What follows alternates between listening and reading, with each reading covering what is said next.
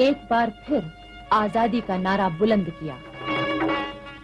छोटा नागपुर क्षेत्र में संथालों ने इससे पहले भी सन 1855 में शोषण के विरुद्ध सशस्त्र क्रांति छेड़ दी थी।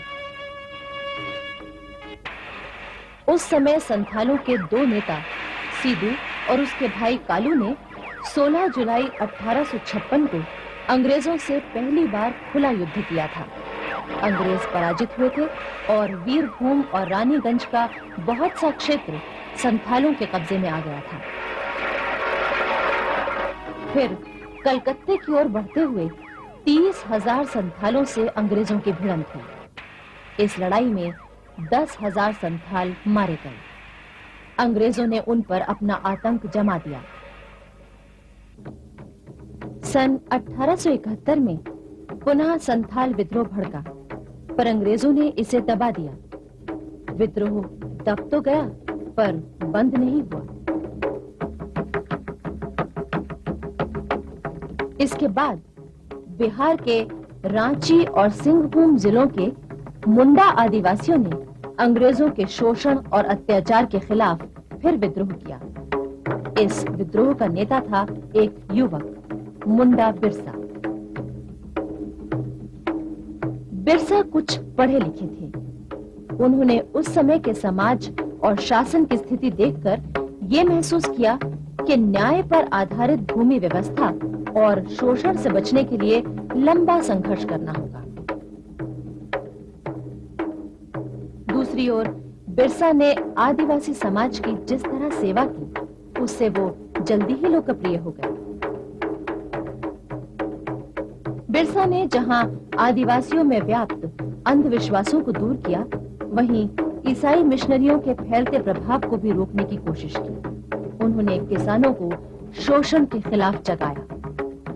आखिर मुंडा बिरसा की लोकप्रियता और शोषण विरोधी कार्यों को देखकर अंग्रेजों ने उन्हें गिरफ्तार करने की कोशिश की। इस पर मुंडा आदिवासियों ने जहाज छेड़ दिया। फिर भी अंग्रेजों ने बिरसा को एक रात गिरफ्तार कर ही लिया। बिरसा को 2 साल की सजा देकर हजारीबाग जेल में रखा गया। जेल में वो हमेशा आदिवासियों के अधिकारों की रक्षा के लिए सोचते रहते। 2 साल बाद जब मुंडा बिरसा जेल से छूटे, तो उन्होंने चलखेद में एक सभा की। प्राचीन मुंडा राज्य के ऐतिहासिक स्थलों और मंदिरों के दर्शनों की योजना और राजनैतिक चेतना जागृत करने की कार्रवाई शुरू की। इस पर अंग्रेज फिर उन्हें पकड़ने के लिए आए, पर मुंडा बिरसा कहां हाथ आने वाले थे। वो आदिवासियों का संगठन कर उन्हें विद्रोह के लिए तैयार करने में जुट गए। उन्होंने अपनी गतिविधियों का केंद्र डुम्बरी में बनाया, जो चारों ओर से पहाड़ियों से घिरा है। होली के अवसर पर आयोजित सभा में ब्रिटिश सरकार और महारानी विक्टोरिया के पुतले जलाए गए। इसके साथ ही बड़े पैमाने पर विद्रोह की योजना बनाई गई। ब्रिटिश अधिकारियों को हटाकर बिरसा के नेतृत्व में नए राज्य की स्थापना की तैयारी शुरू हो गई। आखिर योजना के अनुसार सिंहभूम जिले के चक्रधरपुर, रांची के खूंटी, कर्रा, तोरपा, तसार और बलिया में विद्रोह भड़क उठा। अंग्रेज सेना तुरंत विद्रोहियों को दबाने के लिए सक्रिय हो उठी। सैल रकाब की पहाड़ी पर जबरदस्त युद्ध हुआ।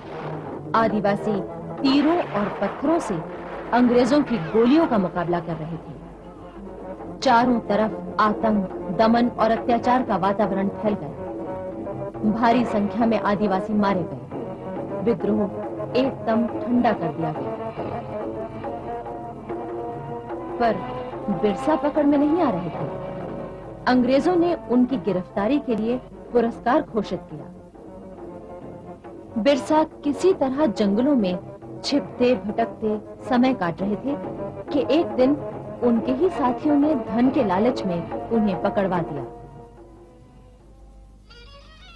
जेल की कैद में बिरसा का स्वास्थ्य बिगड़ गया और उनका देहांत हो गया।